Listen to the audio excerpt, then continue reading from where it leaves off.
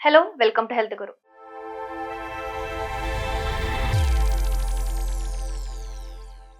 So మనతో పాటు ఇప్పుడు డాక్టర్ తేజస్వి మేడం ఉన్నారు. ఫిడియకస్ హోమియోపతి నుంచి.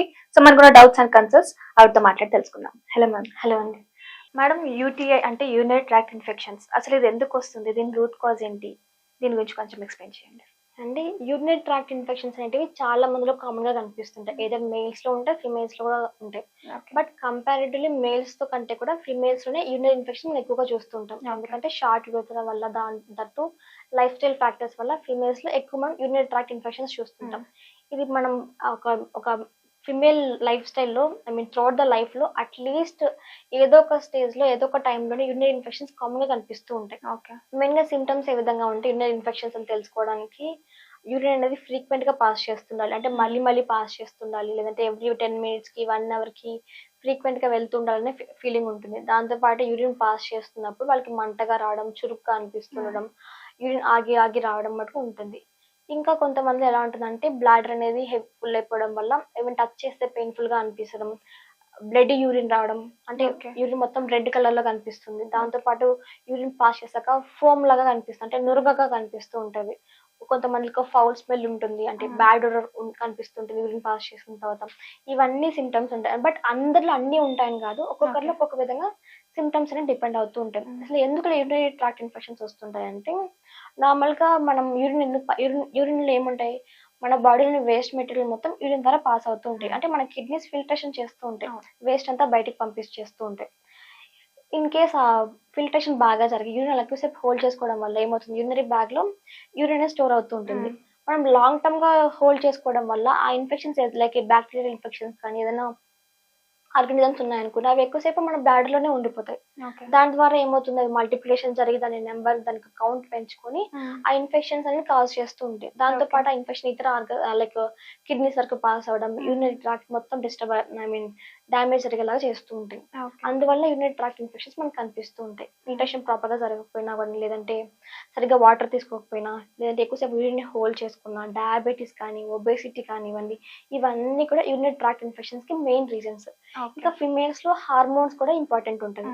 హార్మోనల్ ఇంబాలెన్స్‌తో పాటు వాళ్ళకి ఒబేసిటీ కామన్‌గా ఉంటాయి. ఈ హార్మోనల్ ఇంబాలెన్స్ ఇంకా ఒబేసిటీ కలిసినప్పుడు వాళ్ళకి ఆ యూరినరీ ట్రాక్ట్ ఇన్ఫెక్షన్స్ అంటే ఫ్రీక్వెంట్‌గా కనిపిస్తూ ఉంటాయి. ఓకే. యూటీఐ వల్ల ఓన్లీ కిడ్నీకి ఒకటే కాకుండా ఇంకా వేరే ఆర్గన్స్ కూడా ఏమైనా డ్యామేజ్ జరిగే అవకాశం ఉంటుందంటారా? అంటే నార్మల్‌గా ఫీమేల్స్‌లో అయితే ఆ కిడ్నీ డ్యామేజ్ అనేది అల్టిమేట్ స్టేజ్ అనమాట. నార్మల్‌గా యూరినరీ ట్రాక్ట్ ఇన్ఫెక్షన్స్ ఉన్నప్పుడే వాళ్ళకి ఆ ప్రైవేట్ పార్ట్ రీజన్‌లో మంటగా అనిపించడం, దురద రావడం, దాంతో పాటు ఆ యూరినరీ ఇన్ఫెక్షన్స్ అనేటివి వెజనల్ ఇన్ఫెక్షన్ వరకు వెళ్ళే అవకాశం ఉంటుంది. ఎందుకంటే బ్యాక్టీరియా కాబట్టి. ఆ వెజనల్ ఇన్ఫెక్షన్స్ మళ్ళీ సెరిక్స్ వరకు వెళ్ళి, యూట్రస్ వరకు వెళ్ళి పాస్ అయ్యే అవకాశం ఎక్కువగా ఉంటుంది. అందుకనే యూరినరీ ఇన్ఫెక్షన్స్‌ని కంప్లీట్‌గా క్యూర్ చేసుకోవాలని చెప్తుంటాం. చాలా మంది ఏం చేస్తారంటే ఇలా యూరిన్ పాస్ చేస్తూ మంటగా అనిపించడం, ఇన్ఫెక్షన్స్ అని తెలిసినా కూడా వెంటనే యాంటీబయాటిక్సే యూజ్ చేస్తుంటారు. లేదంటే పెయిన్ ఏదైనా ఉంటే పెయిన్ కిల్లర్స్ ప్లస్ యాంటీబయాటిక్సే యూజ్ చేస్తుంటారు. ఇలా యూజ్ చేయడం వల్ల ఏమవుతుందంటే వాళ్ళకి క్యూర్ జరగట్లేదు అక్కడ. సప్రెషన్ మాత్రమే జరుగుతుంది. దాని ద్వారా ఏమవుతుంది, ఆ ఇన్ఫెక్షన్స్ అనేది లైక్ వెజైనాకి పాస్ అవ్వడం, యానస్ వరకు పాస్ అవ్వడం, లేదంటే వెజైనా నుంచి లోపలికి పాస్ అయ్యేలాగా ఎక్కువ ఛాన్సెస్ అయితే ఎక్కువ ఉంటాయి. మోస్ట్‌లీ ఫీమేల్స్‌లో ఇలాంటి కండిషన్స్ ఎక్కువగా ఉంటాయి. ఇలా కూడా నెగ్లెక్ట్ చేసిన తర్వాతనే వాళ్ళకి కిడ్నీ ఎఫెక్ట్ అవ్వడం, ఇది లాస్ట్ ఫైనల్ స్టేజ్ అనమాట కిడ్నీ ఎఫెక్ట్ అయ్యేది. Okay. Mostly urinary gynaecological problems కామన్‌గా కనిపిస్తుంటాయి. మరి కొంతమంది ఎలా ఉంటదంటే ఒక ఎగ్జాంపుల్‌గా చెప్తాను. ఒక పేషెంట్ వచ్చారు. వాళ్ళు ఏం చెప్పారంటే మాకు ప్రైవేట్ పార్ట్ రీజన్‌లో మంటగా అనిపిస్తుంది. లేదంటే పొత్తి కడుపులో నొప్పిగా అనిపిస్తే డాక్టర్ దగ్గరికి వెళ్తే వాళ్ళు యూరినరీ ఇన్ఫెక్షన్స్ అని చెప్పారు. ఓకే. దానిపైన మేము యాంటీబయాటిక్స్ యూజ్ చేసాము. ఏంటని యాంటీబయాటిక్స్ కోర్స్ కంప్లీట్ చేసాము. అప్పుడు తగ్గింది. మళ్ళీ 1 నెక్స్ట్ మంత్‌కి మాకు సేమ్ ప్రాబ్లమ్స్ మళ్ళీ కనిపించాయని చెప్పారు. ఓకే. అసలు సింప్టమ్స్ ఏమైనా ఉన్నాయంటే వాళ్ళు మాకేం యూరిన్ పాస్ చేస్తే మంటగా అనిపించలేదు, ఏం లేదు. బట్ కానీ ఆ ప్రైవేట్ పార్ట్ రీజియన్‌లో డిస్కంఫర్ట్ కానీ, ఇరిటేషన్ ఉంది. దాంతో పాటు లోవర్ అబ్డామెన్ అనేది పెయిన్‌ఫుల్‌గా అనిపిస్తుందని చెప్పారు. సైడ్ లెఫ్ట్ లోవర్ అబ్డామెన్ పెయిన్‌ఫుల్‌గా ఉందని చెప్పారు. మరి టెస్ట్‌లు చేయకుండా సింప్టమ్స్ ఏవి లేకుండా యాంటీబయాటిక్స్ ఎలా యూజ్ చేస్తారంటే మాకు తెలీదండి. వాళ్ళు చెప్పారు. మేము యూజ్ చేసామని చెప్తుంటారు. ఓకే. నార్మల్‌గా యూరినరీ ఇన్ఫెక్షన్స్ ఉన్న వాళ్ళకి కామన్‌గా కనిపించేది యూరిన్ పాస్ చేస్తుంటే ఎక్కువగా ఫ్రీక్వెంట్‌గా పాస్ చేయాలి. లేదంటే యూరిన్ పాస్ చేసినప్పుడు మంటగా అనిపిస్తుండాలి. ఎందుకంటే వీళ్ళ బ్లాడర్ అనేది ఇన్ఫెక్షన్స్ లేదంటే ఇన్‌ఫ్లేమ్ అయిపోవడం వల్ల యూరిన్‌ని హోల్డ్ చేసుకోలేదు వాళ్ళు.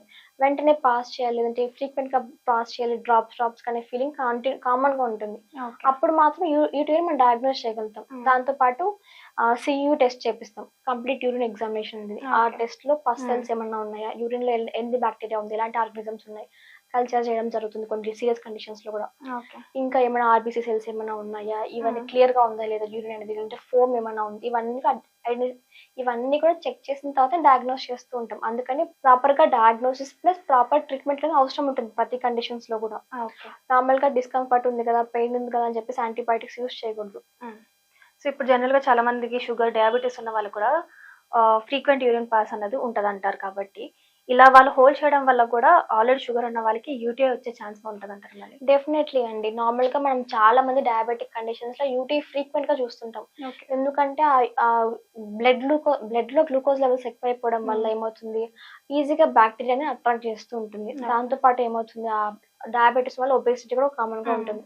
సో ఈ ఒబేసిటీ ప్లస్ ఈజీగా గ్లూకోజ్ కంటెంట్ ఎక్కువైపోవడం వల్ల ఇన్ఫెక్షన్స్ అంటే ఈజీగా అట్రాక్ట్ అయ్యి ఆ ప్రైవేట్ పార్ట్ రీజన్ లేదంటే యూరథ్రల్ రీజన్ లో ఇన్ఫెక్షన్స్ వచ్చేసి వాళ్ళకి ఫ్రీక్వెంట్ యూరిన్ పాస్ చేస్తుంటారు. ఇంకా దట్టు డ్రాప్స్ యూరిన్ పాస్ చేస్తున్నాం ఎవ్రీ 1 hour కి, లేదంటే 1 hour లోనే 5 to 6 times వరకు యూరిన్ పాస్ చేయాలని చెప్తుంటారు. ఇలాంటి కండిషన్ మనం కామన్ గా డయాబెటీస్ లో ఎక్కువ చూస్తుంటాం. అందుకని డయాబెటీస్ ప్లస్ హార్మోనల్ ఇంబ్యాలెన్స్ కూడా యూటీఐకి ఒక మెయిన్ కారణం అని చెప్తుంటాం. ఓకే. మరి దీంట్లో హోమియోపతి ఎలాంటి యూజ్ చూపిస్తుంది అంటారు? హోమియోపతి మెయిన్ గా యూటీఐ కండిషన్స్ లో బెస్ట్ రిజల్ట్స్ చూపిస్తుందండి. ఏ విధంగా అంటే, ఏదైతే యూటీఐకి మెయిన్ కారణం ఏదైతే ఉంటుందో లైక్ ఇన్ఫెక్షన్స్ అవ్వండి, లేదంటే యూరిన్ హోల్డ్ చేసుకున్న కెపాసిటీ ఏదైనా ఉందా, లేదంటే బ్లాడర్ లో ఏదైనా ప్రాబ్లమ్స్ ఏదైనా ఉన్నా, ఇన్ఫ్లమేషన్ ఏదైనా ఉందా, దాని పరంగా కంప్లీట్ గా ట్రీట్మెంట్ ఇవ్వడం జరుగుతుంది. అంటే ఆ ఏదైనా డ్యామేజ్ ఉన్నా డ్యామేజ్ రిస్టోర్ చేసేలాగా, మళ్ళీ బ్లాడర్ హెల్దీగా మెయింటైన్ చేసేలాగా, ఆ ఫ్రీక్వెన్సీ తగ్గే విధంగా, యూరిన్ ఫ్రీక్వెన్సీ కానివ్వండి, లేదంటే యూరిన్ కలర్ చేంజ్ అవ్వకుండా నార్మల్ యూరిన్ ఫ్లో అయ్యే విధంగా, ఇంకా ఫ్రీక్వెంట్ గా పాస్ చేస్తుండడం, మంటగా అనిపిస్తుండడం, ఇవన్నీ సిమ్టమ్స్ కూడా కంప్లీట్ గా తగ్గే విధంగా మెడిసిన్స్ ఇస్తుంటాం. దాంతో పాటు ఒక కోర్స్ లాగా మెడిసిన్స్ యూస్ చేస్తారనుకోండి, వాళ్ళకి ఆ యూరినరీ ఇన్ఫెక్షన్ అనేది కంప్లీట్ గా క్యూర్ అవుతుంది. వాళ్ళకి దట్టు వాళ్ళకి మళ్ళీ రాకుండా కూడా ప్రివెంటివ్ గా కూడా మనం మెడిసిన్స్ యూస్ చేస్తూ ఉండొచ్చు. దాంతో పాటు మనం ప్రాపర్ లైఫ్ స్టైల్ కూడా మెయింటైన్ చేయమని చెప్తుంటాం. చాలా మందికి యూటీ ఉన్న వాళ్ళు ఎవరిలో ఎక్కువ చూస్తామంటే కాలేజ్ గర్ల్స్ లో కానివ్వండి, లేదంటే వర్కింగ్ ఉమెన్స్ లో ఎక్కువ చూస్తుంటాం. వీళ్ళు ఏంటంటే ట్రావెలింగ్ చేయాలన్నా, లేదంటే నార్మల్ గా ఆఫీస్ అవర్స్ లో కానివ్వండి, యూరిన్ ఎక్కువసేపు హోల్డ్ చేసుకుంటూ ఉంటారు.